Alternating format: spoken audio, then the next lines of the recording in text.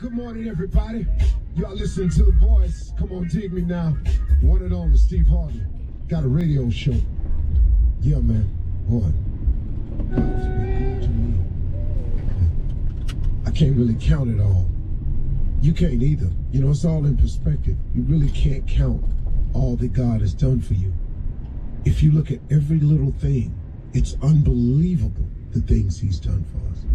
How many times, you know, we got through something without even talking to him about it? He just blessed us with it. How many? You know, it's so much that the fact that you wake up in the morning, the fact that you still have a place to stay, the fact that, you know, maybe struggling out here, but guess what? You still going to work. You know, you living check to check, but you're making it all. You got all the plates spinning. You know, it's hard. You got a lot of plates spinning, but you keep them up there somewhere. Every now and then one break, but he put two more back up there that look a little bit better. You got to get spinning them, so it all works. And then you got a lot of people who just can't seem to mentally put it together as to you know, why their life isn't in a position that they wanted to be. We talk about this oftentimes, but I want to try another angle with you today. You know, maybe it's you. Have you ever thought about that? Maybe it's you. Maybe it's no external force that's at fault like you keep making the excuse to be. You know, so many people I hear, well, if this hadn't have done this, if he hadn't have done that, if she hadn't have done that, I would have been further along. I wasted all my time, my years with this man, and he did this, and I could have been here, and I could have been there. And this woman, she did this to me. And if she hadn't have done this, I could have been here, and I could have been there. Maybe it's you. Maybe it's not really that external force that you keep making it out to be. See, I've done this to myself before. Once again, I'm talking to you about something I know about. I've done this to myself before. I've had the reason I wasn't where I wanted to be. I had it figured out as some external force. I had worked it out in my mind. Clearly, it wasn't me. Because if so-and-so, or if this hadn't happened, and if they hadn't have done this, I would have been further along up the road. That's what I was saying. But hold on, man. Boy, I learned a valuable lesson, man. See, if you don't ever let it go, it's going to be hard for you to go. If you don't ever let it go, it's going to be hard for you to go. I was listening to Bishop T.D. Jakes one day, and I heard him say, you can't drive your car if you going to keep looking in the rear view mirror. You go outside and try that. Try to drive your car and keep your eye in the rear view mirror. All you looking at is where you've been. All you looking at in that rear view mirror is where you passed or should have passed. Something you should have moved on from. All you doing is looking in that rear view mirror at what happened back there. If you don't stop looking in the rear view mirror, you're going to crash your car over and over and over again. Or you got to slow it down so bad in order for you to keep looking in that rear view mirror. If you don't learn to let it go, it's going to be hard for you to go forward because you keep reviewing the past. The past is the past. And I know it's hard. Man, I watched the show and this lady said, well, I just can't ever forgive them for that. Well, guess what? Guess what? God may have already forgiven that person. That person may be extremely remorseful, could have gone to God and gotten forgiveness for it years ago.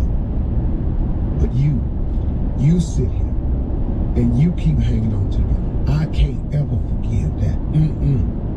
Then I heard Bishop Jakes come on the show one time and say something that really, really struck home. You keep drinking the poison, waiting on your enemy to die.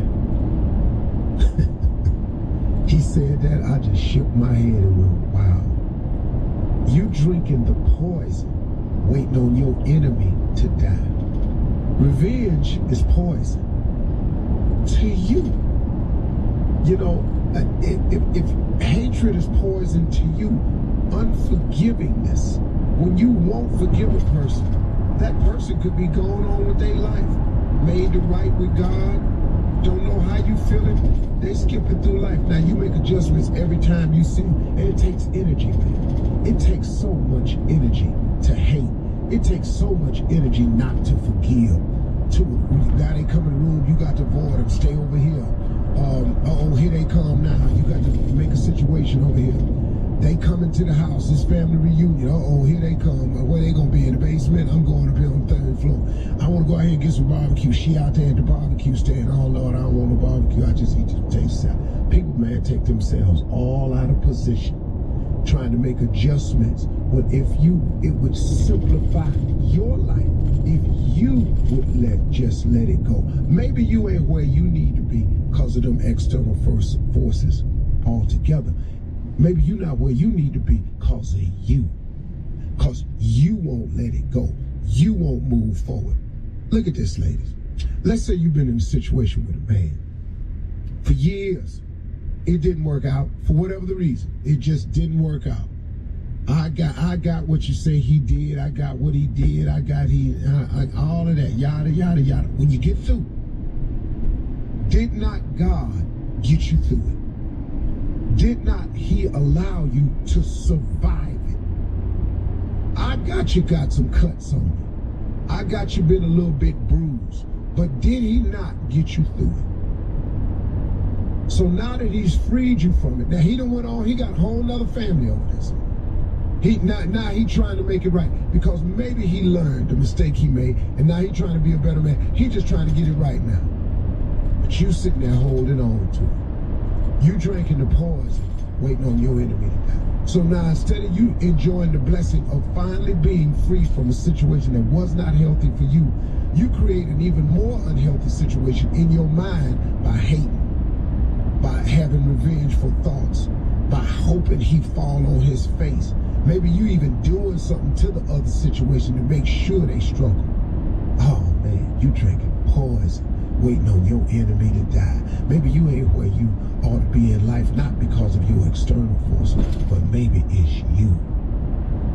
If you don't let it go, it's gonna be hard for you to go. You can't keep driving your car looking in the rear view mirror. Come on, man. Forgiveness is not for the other person. Forgiveness is for you. But right now, it is time to ask the CLO, or Chief Love Officer, Steve Harvey. This is from Dennis in Atlanta. Dennis writes, I have a twin brother that's married to a twin. They expect me to want her sister, but I don't. I'm dating someone that doesn't feel welcome in our group because she can tell they don't like her. How do I get them to accept the lady that I love? Hey, dog, quit dating in your group. Why don't you get a new group? Listen, that's simple. Dog, get you a new group. You ain't gotta have that same group. Well, he's around his twin brother, so. Well, my twin brother need to be on my side. What is we twins for? That's why I don't have nobody look like me. That's a dare. You sure don't.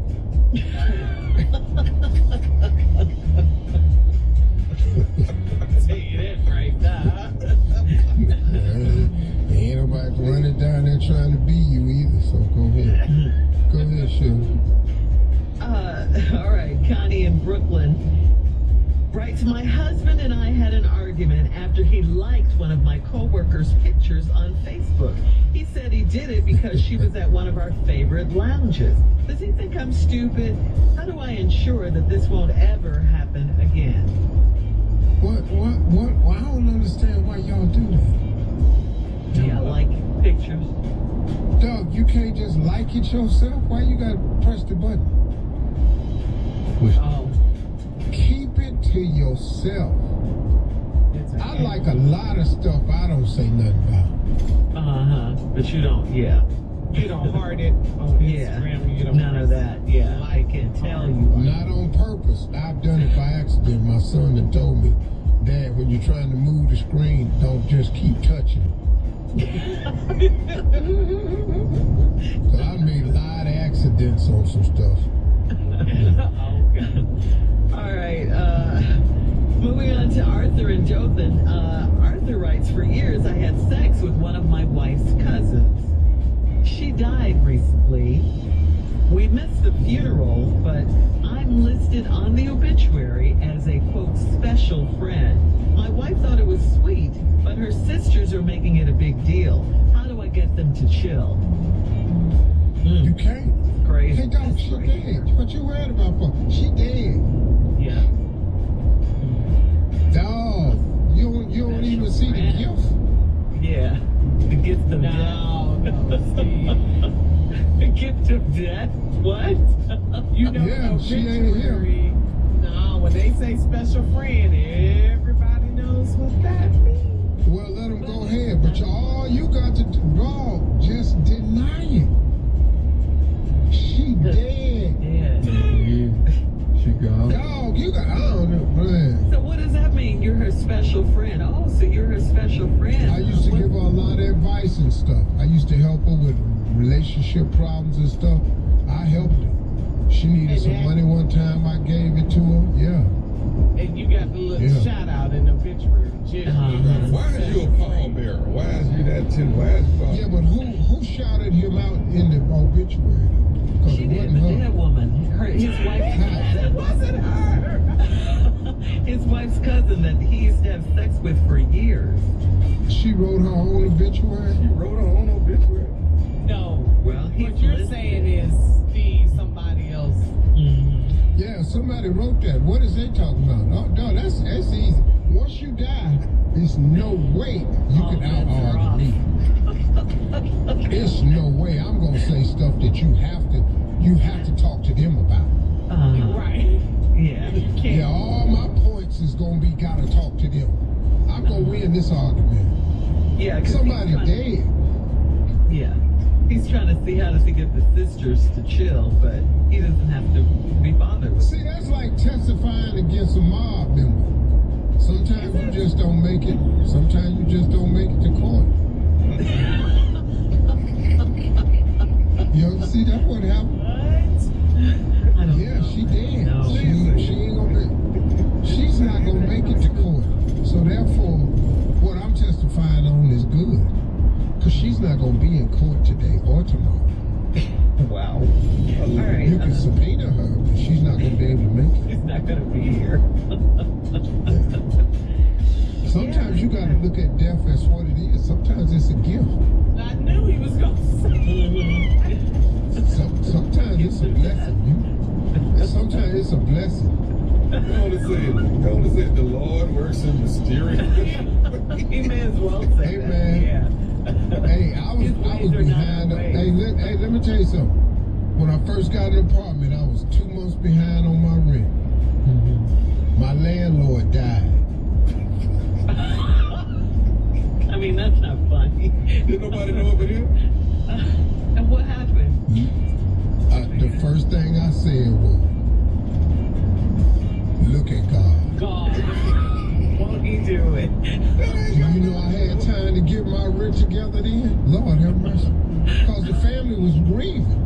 They didn't have time. By the time they looked at the records, I had the money. Oh, okay, so you did pay. Oh, yeah. All right. Black people. And I just picked up with the fresh month. I was 2 months behind. By the time this family took over, I was just paying rent like regular. I ain't even paid the other 2. The current Oh, okay. That's 5 on 60 days. Yeah. The gift of... And then when they looked it up, they said, we don't have no record of you paying. I said, yeah, well, you got to talk to him. He's dead. Crazy man. I gave him the money. Hello? May I speak to Candace? This is she. Hey, Candace, this is Tony. Are you Isaiah's mama? Excuse me? Are you Isaiah's mama? Yeah, I am. Why? Who are you? My name is Tony. I'm DeAndre's daddy. DeAndre, they played on the this past season. They played on the football team. They played on the Seahawks together. Okay, but like, Why are you calling me? Okay, I'm calling you for a particular reason. Let me tell you what's going on. This whole past football season, your son Isaiah, he was the starting quarterback, right? Yeah, he's a starting quarterback. He works real hard. Like that's his position. Okay, let me go and say it. I already know that my son DeAndre is way better than your son Isaiah. I already know that. All right, now I ain't get to. Excuse you? No, ain't no excuse me. I'm not going to excuse myself about this. I've been waiting to get you on the phone so I can tell you exactly what's going on. Let me tell you something. When the season come back around, when they get ready to play again, I'm telling you right now, my son DeAndre gonna be starting. Please know that.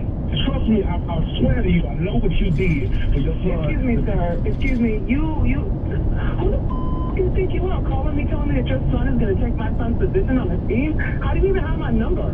I got your number from a reliable source. One of the parents gave me your number. But what kind of mental problems you got calling my house, telling me about how your son is like not barely even on the team. He's not even starting. Okay, no, my son ain't starting. Okay, well he gonna be starting next year.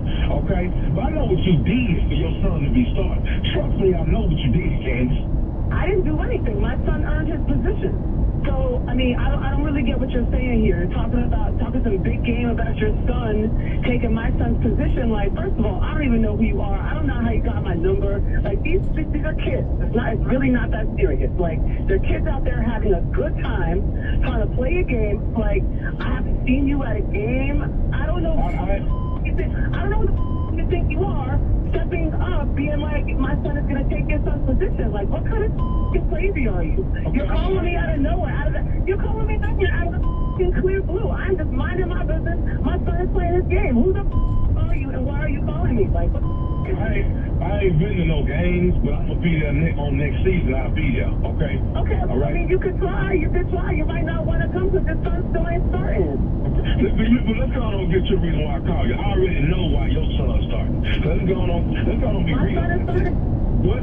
What? No, my son is starting because he earned his position. He's the best on the team. He can okay. Like, your son don't got no kind of arm.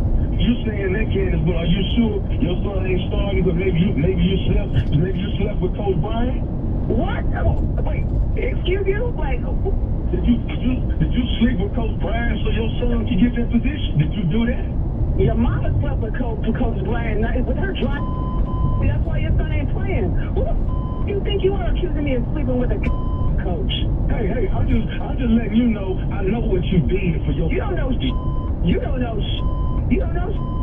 Okay, so you saying you ain't slept with Coach Brian? That's what you saying? So Isaiah starting because they just picked him to start. You are crazy. First of all, you're gonna have to talk to my husband because these accusations are ridiculous and out of control. Like, I don't know who the you think you are calling in the house accusing me of sleeping with the coach. My son earned his position on the team. He's like, what the? Who the do you think you are? You are straight bugging. Who is your husband? Who is that? My husband is Curtis, who you don't know because you ain't never showed up for your own son. Okay, Curtis. Your husband named Curtis. Okay. So I tell you what, I need to talk to Curtis. That's what I need to do. Oh, you're gonna more than talk to Curtis. You're gonna catch some hands from Curtis with that mouth. Okay, all good. So let me ask you this: you talking about Curtis that drives trucks? That Curtis?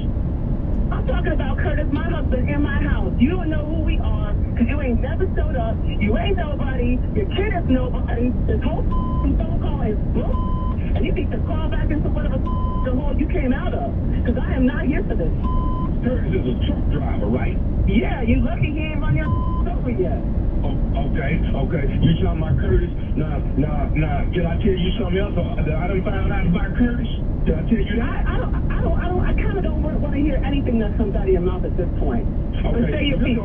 This is the last thing I'm going to say out of my mouth. Can I just tell you what I know about Curtis? You better make it quick. I'm going to make it quick. Curtis got me to play phone call you. This is nephew Tommy, Candace, from the Steve Harvey Morning Show. You just got pranked by your husband, Curtis. Are you kidding me? We're on the radio right now? No, you're not on right now, but you're going to be on in the morning, though. Oh, my goodness. Like, my heart is racing right now. It's just to the f***ing phone and turn off your throat. Are you f***ing kidding me? My husband put you up to this? Your husband got me to call you, baby. He said, your son is an amazing quarterback. I said, cool, we're going to do this. Yo, you don't understand. My chest feels like a vice right now. I want to f***ing kick you in the f***ing throat. Oh, my God. All right, Candace, you got to tell me one thing. What's the baddest, and I mean the baddest, radio show in the land? Steve Harvey in the morning. Oh, my God. I'm f***ing sweating, yo. Sweat it out, baby, sweat it out. This is what we do. All right, let's buckle up and hold on tight. We got it for you. Here it is, the strawberry letter. Subject, I want that old thing back. All right, dear Steve and Shirley, my wife and I have been married for 22 years, but for the past 4 years, we've lived apart. We talked about divorce, but we never did it. It's very weird, but we fell into a pattern of co-parenting and just never filed for divorce. Every holiday, she invites me over so our family can be together. Every Christmas, I sleep in the guest room and wake up, cook breakfast, and then we watch our kids open presents. It's not until recently that I'm seeing my wife in a different light. We got married when we were 24, and I was still immature and selfish. Now that I'm older, I see my wife in a position of authority, leading a household without me, and it kills me inside. I want so badly to just apologize and go back home, but my pride gets in the way. I fear rejection too, because the children told me she's dating. She's got her hair cut short, and she's still got her 24-year-old figure, and she dresses very nicely. I don't want her to forget about me and move on, so I made up reasons to see her without the children. I asked her to come to my office to discuss our oldest child's college tuition, and she came in smelling good and looking like a movie star. All eyes were on her, and for a second, I was proud to call her my wife. She quickly reminded me that we are estranged and I no longer have any privileges. The day after, I went to our middle school's band competition, and my wife's new boyfriend was with her. I sat far away from them because this cut like a knife. Recently, I got enough courage to call her to see if she'd be interested in patching things up. And she let me know she has moved on and we need to file for divorce for real this time. I cried, but she was cold as ice. I can't lose her. What do I do now? Well, it looks like you've already lost her, and she so much as told you that. And you don't say what caused the separation 4 years ago. You just talked about there was talk about divorce, but never filed. And for 4 years, you both have been just dealing with this situation for the sake of the kids, so you say. Until now. You never mentioned, like I said, what caused the separation, but I'm thinking you cheated because you say you have something to apologize for, but your pride won't let you. Now, all of a sudden, your wife is looking like a movie star. She's a boss, smelling good. She has her 24-year-old figure back. She's got her short haircut. You also said you were selfish and immature when you were married at 24. That's another reason I think you cheated. But now that you're older, you see your wife in a different light. Well, I mean, that's understandable because people do change and people do grow. And your wife is aging like fine wine, apparently. It sounds like you're stuck and can't move forward because you say you're afraid of rejection and just too prideful to do what you need to do. I think it's because the kids told you your wife is dating, okay? Your wife is dating, so now you're getting all these feelings about you don't want to lose her. You feel like another man is taking your place, so of course that makes you want her more. You realize what you lost now. But unfortunately, your wife told you she's moved on. She wants to file for divorce. Sounds like you need to move on too. I mean, you could give it another shot, no risk, no reward. But sounds like she's made up her mind. And that's about the end of that. Steve? Well, dog. Came to the right place. The only thing about coming to me with a letter like this is being a man, I know exactly what he's really saying. Now, what you typed is all cute and But bruh, that ain't really what's happening. And we just gonna have to be honest with you if you want Uncle Steve's help.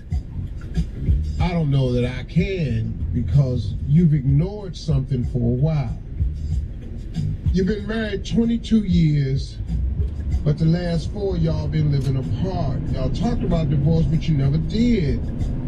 But every holiday, she invites you over so the family can be together, and every Christmas you sleep in the guest room and wake up, cook breakfast, and watch your kids open presents.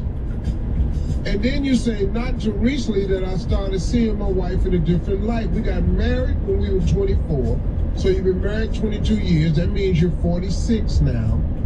And I'm still, and you were 24, and I was still immature and selfish. Now that I'm older, I see my wife in a position of authority, leading a household without me, and it kills me inside. Oh, okay. So now you realize, as a lot of men do, families everywhere. I got you, dog.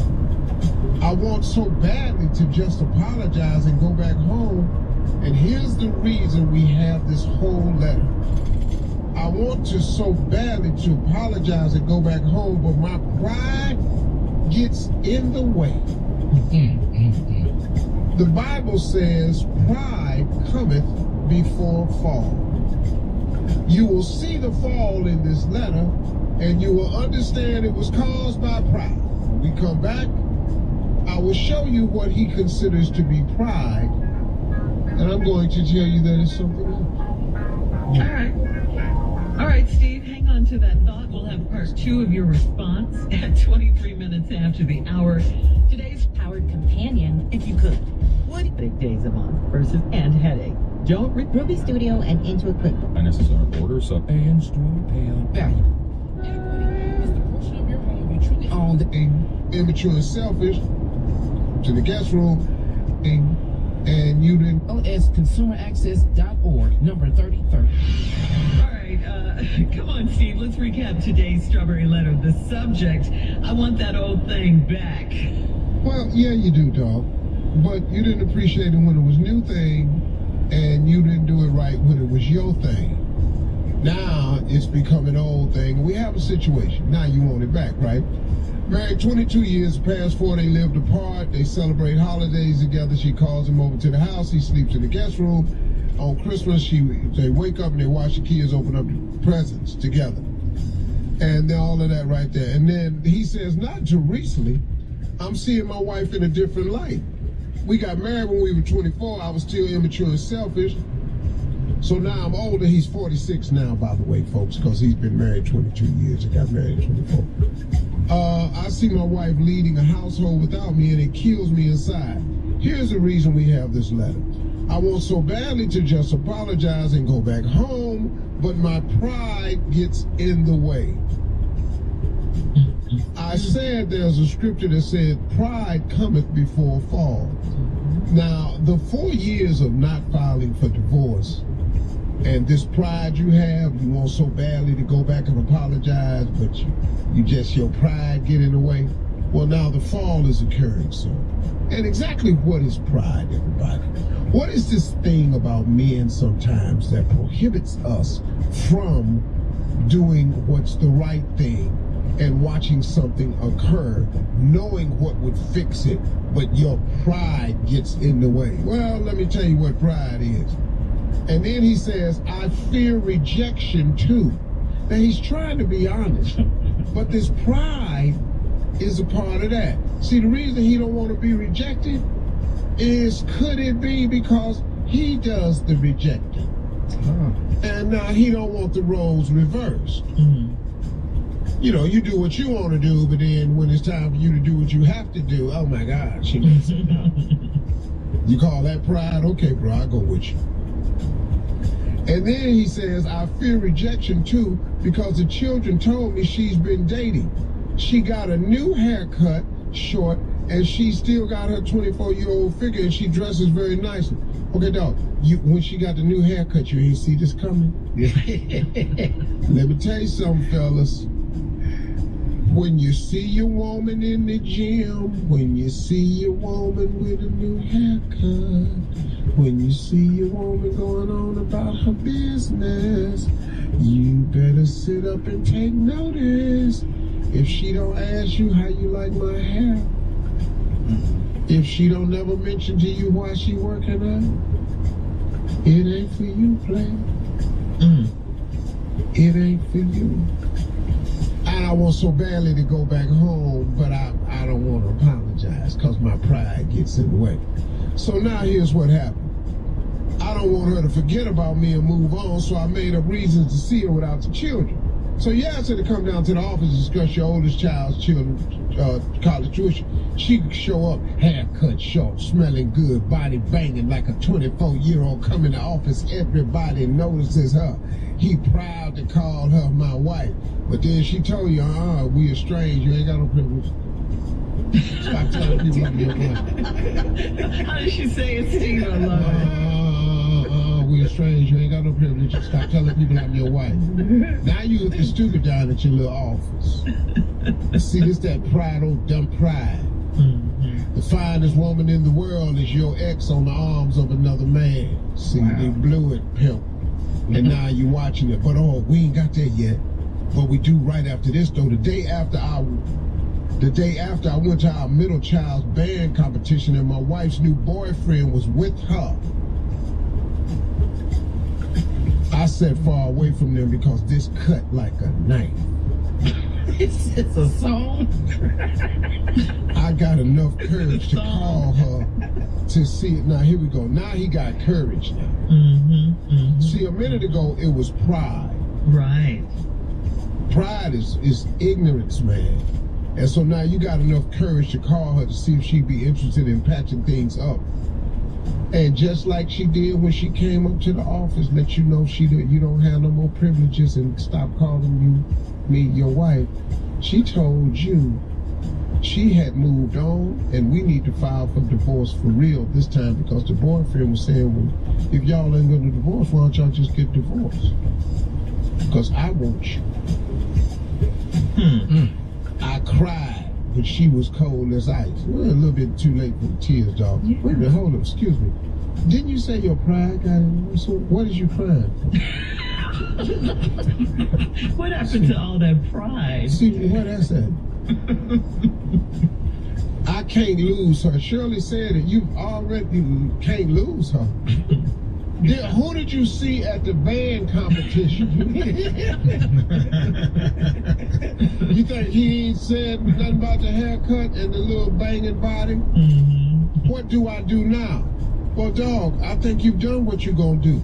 You waited 4 years. You took too long. You thought she was just gonna sit over there with her fine self and wasn't nobody else gonna want her? Bro, you may be too late, homie. All right, and you let your pride get in the way.